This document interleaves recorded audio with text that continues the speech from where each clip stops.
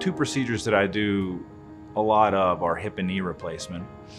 We do a very high volume compared to other surgeons and other hospitals. And I think it's important to understand that volume doesn't necessarily mean doing things quicker or trying to do as much work as we can, but it does mean that as we improve our efficiency and our skills, we're able to take care of more patients.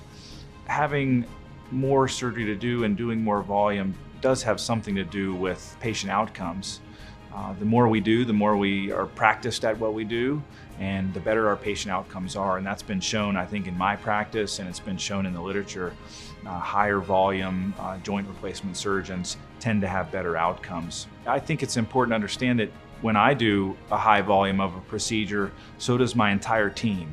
And so that means that our physical therapists, our nurses, our helpers in the operating room, and our staff in the operating room are also doing a very high volume of that procedure, and they become very, very skilled at what they do.